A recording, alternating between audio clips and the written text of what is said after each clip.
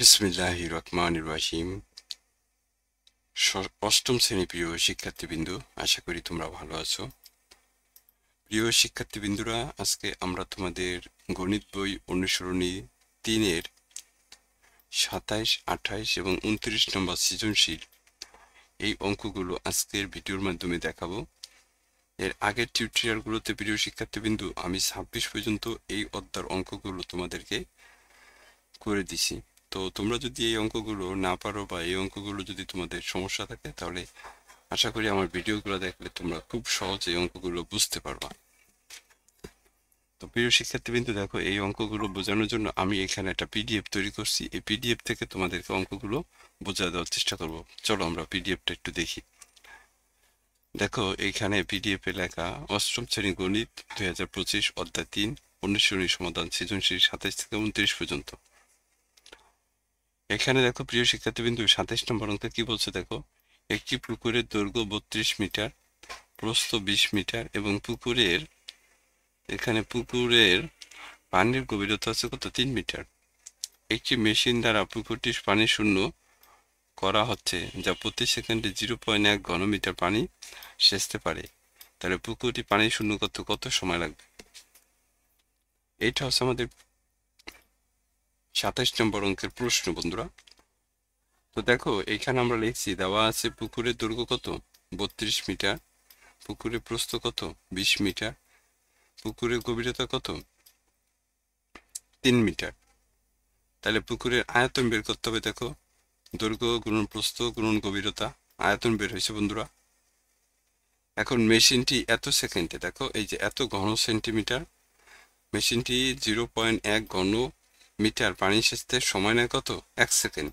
প্রতি সেকেন্ডে এত ঘনমিটার পানি সেচে, তাহলে মেশিনটি 0.1 ঘনমিটার পানি সেচে 1 সেকেন্ড।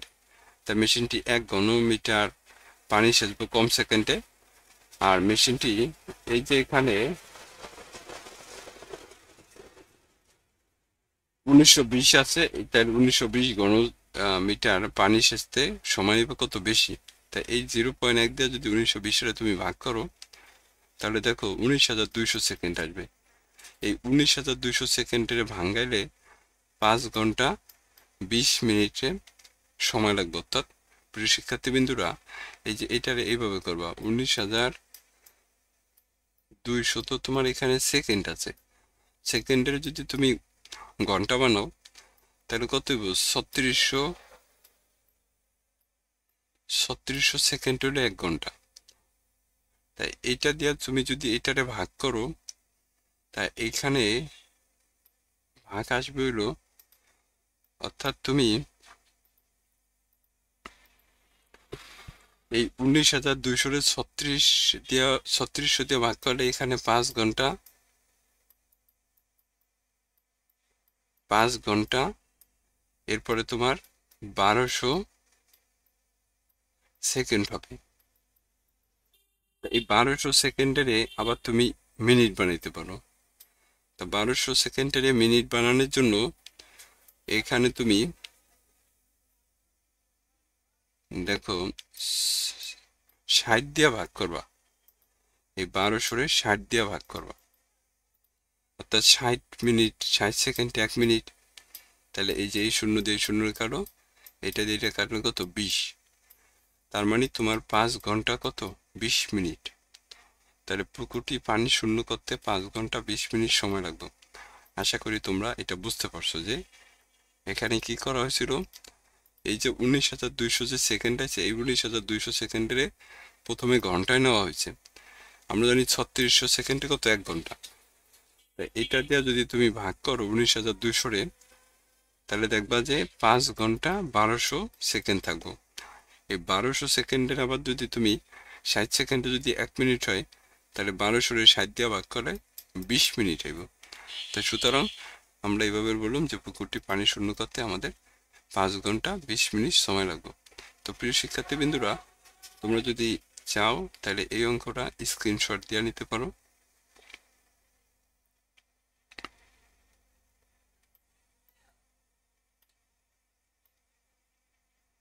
এটা ছিল আমাদের 27 নম্বর অঙ্ক। আশা করি তোমরা বুঝতে পারছো। এরপরে চলো আমরা 28 নম্বর অঙ্কে দেখাবো। 28 নম্বর অঙ্কে কি আছে দেখো, 3 মিটার দৈর্ঘ্য, 2 মিটার প্রস্থ ও 1 মিটার উচ্চতা বিশিষ্ট একটা খালি চৌবাচ্চায় 50 সেন্টিমিটার বাহু বিশিষ্ট একটি নিরেট ধাতব ঘনক রাখা আছে। চৌবাচ্চাটি পানি দ্বারা পূর্ণ করার পর ঘনকটি তুলে আনা হলে পানির গভীরতা কত হবে? এখানে দেওয়া আছে কি, চৌবাচ্চার দৈর্ঘ্য কত 3 মিটার, প্রস্থ কত 2 মিটার আর গভীরতা কত 1 মিটার।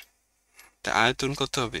দৈর্ঘ্য গুণন প্রস্থ গুণন গভীরতা 6 ঘন মিটার হবে বন্ধুরা। এটা হচ্ছে চৌবাচ্চার আয়তন। এখন এখানে আবার দেখো, একটি খালি চৌবাচ্চা 50 সেন্টিমিটার বাহু বিশিষ্ট একটা নিরেট ধাতব ঘনক আছে। তাহলে ঘনকের এক বাহুর দৈর্ঘ্য যদি 50 সেন্টিমিটার হয়, এই সেন্টিমিটার আমাদের মিটার বানাইতে হবে বন্ধুরা। দেখো 50-এর যদি আমরা 100 দিয়ে ভাগ করি তাহলে 0.5 মিটার পড়ে, অর্থাৎ 50 সেন্টিমিটারে আমরা মিটার ভাঙাইলে 50-এর 100 দিয়ে ভাগ করলে এই যে মিটার পড়লো। এখন মিটার কেন আনলাম? কারণ আমার দৈর্ঘ্য দেওয়া আছে মিটারে, প্রস্থ দেওয়া আছে মিটারে, উচ্চতাও দেওয়া আছে মিটারে বা গভীরতাও দেওয়া আছে মিটারে, তাই সবগুলোই কি আমাকে মিটারে আনতে হবে। এখন তাইলে এই ঘনকের আয়তন কত হবে দেখো, দৈর্ঘ্য 0.5 মিটার, প্রস্থ 0.5 মিটার, গভীরতা 0.5 মিটার, এর গুণ করলে কত আসে? 0.125 ঘনমিটার। এটা হচ্ছে এই ঘনকের আয়তন। তাহলে পানির আয়তন কত হইব দেখো তো, এই যে চৌবাচ্চার আয়তন হলো 6 ঘন মিটার, এই 6 ঘন মিটার থেকে ঘনকের আয়তন এই যে 0.125 ঘনমিটার আছে, এটা বিয়োগ করলে আমাদের পানির আয়তন বের হয়েছে বন্ধুরা। এখন আমাদের প্রশ্ন এসেছে যে তাহলে পানির গভীরতা কত? তা আমরা তো পানির গভীরতা জানি না, এই কারণে দেখো ধরে নিচ্ছি যে মনে করি পানির গভীরতা ক মিটার। তাহলে এখানে দৈর্ঘ্য গুণন প্রস্থ গুণন গভীরতা সমান সমান হচ্ছে এই যে পানির আয়তন। তাহলে এই 3 দিয়া 2 এর গুণ দিছি, এখানে 6 হয়, 6 দিয়া যদি তুমি এটারে ভাগ করো তাহলে দেখো 0.9792 মিটার, অর্থাৎ এই যে কর মান বের হয়েছে, এই কর মান এটাই হচ্ছে আমাদের গভীরতা। এখন তুমি যদি চাও এটারে সেন্টিমিটার বানাতে পারো, 0.9792, এটাও যদি সেন্টিমিটার করতে চাও তাহলে 100 দিয়ে ভাগ করো, তাহলে দেখবা 97.92 সেন্টিমিটার এসে। এটা দিলেও হবে, এটা দিলেও হবে, তুমি যেটা করো এর যে কোনো একটা নিবা, হয় সেন্টিমিটারে দেখাইবা আর নয়তো মিটারে দেখাইবা। তো আশা করি তোমরা এটা বুঝতে পারছো। তো তোমাদের কাছে অনুরোধ, দয়া করে চ্যানেলটা সাবস্ক্রাইব করবা, এবং অঙ্ক যদি কোথাও না বুঝো তাহলে কত নম্বর ভিডিওর কত নম্বর অঙ্ক এটা একটু বইলা দিলে প্রিয় শিক্ষার্থীবৃন্দরা এটার সমাধানটা দিতে সুবিধা হয়। কিন্তু আমাদের অনেক বন্ধুরা আছেন যারা হঠাৎ করে বলেন যে এটা কিভাবে হইলো, আসলে তখন বোঝা যায় না যে এটা কয় নম্বর অঙ্কের কথা ছিল, কারণ এগুলোই তো সব আর কি আমার মনে থাকে না। তাই তোমাদের যদি কোনো অঙ্ক বুঝতে সমস্যা হয় দয়া করে অঙ্কের নাম্বার এবং কত নম্বর ভিডিও এটা একটু বলে দিবা, তাইলে আসলে আমি ওই ভিডিওটা আবার দেখা তোমার উত্তরটা আমি বলে দিতে পারবো। দেখো 29 নম্বর অঙ্কে একটি ঘরের প্রস্থ দৈর্ঘ্যের এত অংশ, প্রস্থ দৈর্ঘ্যের এত অংশ, তাহলে ঘরের দৈর্ঘ্য ও উচ্চতা দেওয়া আছে কত 15 মিটার 4 মিটার, অর্থাৎ ঘরের দৈর্ঘ্য 15 মিটার দেওয়া আছে, উচ্চতা 4 মিটার দেওয়া আছে। মেঝের চারদিকে 1 মিটার ফাঁকা রেখে 50 সেন্টিমিটার বর্গাকার পাথর বসানো হলো, তাহলে বায়ু পানির তুলনায় এত গুণ ভারী, 0.0129 হবে প্রিয় শিক্ষার্থীবৃন্দু। এখানে আসলে 1 2 এটা 9 হবে, 1 না এটা 9 হবে। তাহলে দেখো আমাদের বের করতে বলছে ঘরের পরিসীমা নির্ণয় করো, তাহলে ঘরের পরিসীমা বের করার জন্য আমাদের কি করতে হবে, ঘরের দৈর্ঘ্য আর প্রস্থ রাখবো। তা দেখো দৈর্ঘ্য বলছে দৈর্ঘ্য তো 15 মিটার আমাদের দেওয়া আছে, তাহলে প্রস্থ হবে কত? দৈর্ঘ্যের এত অংশ। আমরা লিখছি, দেখো দেওয়া আছে গড়ের প্রস্থ 2/1 অংশ, তাহলে গড়ের প্রস্থ কত বের করে হলো দৈর্ঘ্যের এত অংশ। এই যে 15 হইলো দৈর্ঘ্য, তাহলে এর এত অংশ, অর্থাৎ কত 2/3 অংশ। তা 3 15 ভিতরে কত 5 বাজায়, 5 দিয়ে 2 এর গুণ দিলে কত 10 মিটার। তার মানে গড়ের প্রস্থ 10 মিটার আর দৈর্ঘ্য 15 মিটার। তাহলে পরিসীমা নির্ণয়ের সূত্র তোমরা জানো, 2 × দৈর্ঘ্য প্লাস প্রস্থ। দৈর্ঘ্য হচ্ছে 15, প্রস্থ হচ্ছে 10, 15 10 যোগ করলে 25 হয়। 25 যদি তুমি 2 দিয়ে গুণ দাও তাহলে 50 মিটার। ক নম্বর উত্তর শেষ আমাদের, যে গড়ের পরিসীমা এইভাবে তোমরা বের করবা। প্রিয় শিক্ষার্থীবৃন্দ, তোমাদের কাছে অনুরোধ, দয়া করে চ্যানেলটা সাবস্ক্রাইব করবা। এরপরে দেখো আমাদের খ নম্বরে বলছে কি, গড়টিতে কতটি পাথরের প্রয়োজন হবে। তো ধরো এটা একটা আয়তাকার ঘর, এটার ভেতরের দিকে এরকম প্রত্যেক চতুর্দিকে 1 মিটার করে বর্গাকার পাথর রাখা হয়েছে। এই জায়গাটায় আমাদের কতটুকু পাথর বসাইতে পারবো এটা আমাদের বের করতে হবে। প্রিয় শিক্ষার্থীবৃন্দ, মেঝেটা ঢাকতে কতটুকু পাথর লাগবে এটা আমাদের বের করতে হবে। তাই চলো আমরা এটা একটু করছি কিভাবে, দেখো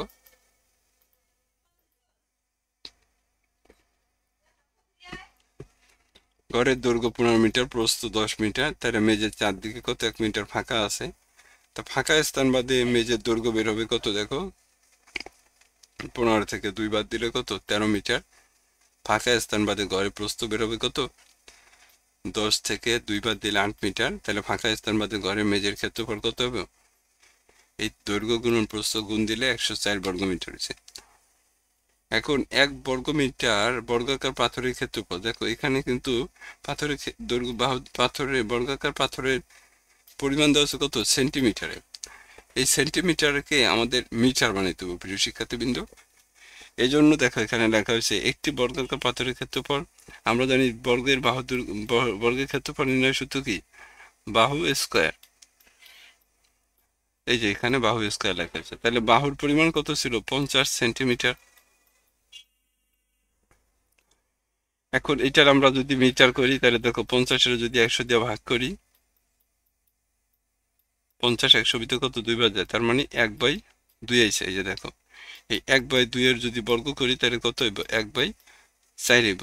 তার মানে দেখো বর্গাকার পাথরের ক্ষেত্রফল কত 1/4 বর্গ মিটার বের হয়েছে। প্রিয় শিক্ষার্থীবৃন্দ, আশা করি তোমরা বুঝতে পারতেছো।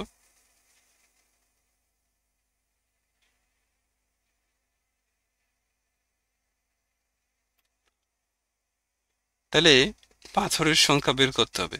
তাহলে নির্ণয় পাথরের সংখ্যা কত হবে, এই যে ফাঁকা স্থানে গড়ের মেঝের ক্ষেত্রফল বেরিয়েছিল কত 104 বর্গ মিটার।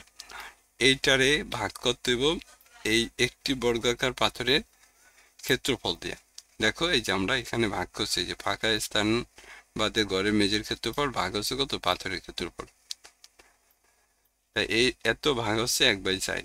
তা এই ভাগের যদি আমরা গুণ করি তাহলে তোমরা জানো যে ভাগের সামনের সংখ্যা উল্টে যায়। এই যে এটা উল্টে গেছে, দেখছো। এখন 104 4 দিয়ে গুণ দিলে কত 416টি, অর্থাৎ মেঝেটা ঢাকতে তাহলে পাথর লাগবে কত 416টি। উত্তর এটি আমাদের বন্ধুরা, এটা ছিল আমাদের খ নম্বর উত্তর। এখন দেখো গ নম্বরে প্রশ্নতে কি বলছে, ঘরটিতে কত কিলোগ্রাম বায়ু আছে।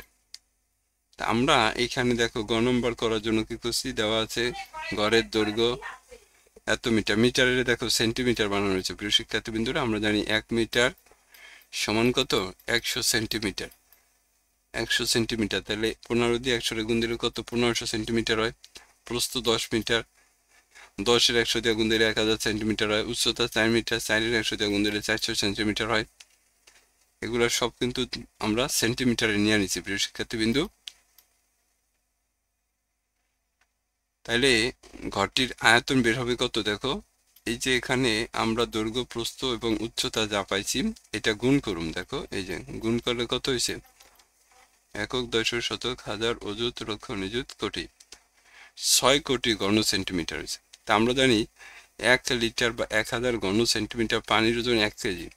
তাহলে 1 ঘন সেন্টিমিটার পানির ওজন কম কেজি হইব, আর এত ঘন সেন্টিমিটার পানির ওজন কত বেশি কেজি হবে। এই শূন্য, এই 3 শূন্য দিয়ে এই 3 শূন্যরে কাটো, তাহলে দেখবা তোমার এখানে কত, এখানে 6 শূন্য থাকে, 6 লেখা 5টা শূন্য থাকে বন্ধুরা। তা দেওয়া আছে কি দেখো, বইতে কিন্তু দেওয়া আছে, এই যে আমি এখানে ভুলটা সংশোধন করে দিছি, এটা হলো 0.00129 গুণ ভারী। বায়ু পানির তুলনায় এত গুণ ভারী। তা আমরা লিখছি যে দেখো দেওয়া আছে বায়ু পানির তুলনায় এত গুণ ভারী, তাহলে 1 ঘন সেন্টিমিটার বায়ুর ওজন হচ্ছে কত, 1 কেজি। এত ঘন সেন্টিমিটার বায়ুর ওজন, এই যে এত ঘন সেন্টিমিটার বায়ুর ওজন এত কেজি পাইছিলাম না, এই কেজি দিয়া এটারে গুণ দাও, তাহলে আমরা এখানে পাওয়া যেতেছে কত, 774 কেজি। তাহলে সুতরাং ঘরটিতে 774 কেজি বায়ু আছে। এটাই ছিল বন্ধুরা আমাদের গ নম্বর উত্তর। আশা করি তোমরা অঙ্কগুলো বুঝতে পারছো প্রিয় শিক্ষার্থীবৃন্দ। এরপর যদি তোমাদের অঙ্ক বুঝতে সমস্যা হয় তাহলে অবশ্যই কমেন্টে জানাইবা, আমি চেষ্টা করুম তোমাদেরকে আরো ভালোভাবে বুঝিয়ে দেওয়ার। তো তোমরা স্ক্রিনশট দিয়ে যদি নিতে চাও তাহলে নিতে পারো অঙ্কগুলো। আর কারো যদি পিডিএফ দরকার হয় তাহলে অবশ্যই পিডিএফটা যদি কমেন্টে জানাও, তাহলে আমি অবশ্যই তোমাকে পিডিএফটা প্রোভাইড করে দেবো প্রিয় শিক্ষার্থীবৃন্দরা। স্ক্রিনশট দিয়ে নিলে নিতে পারো অঙ্কটা।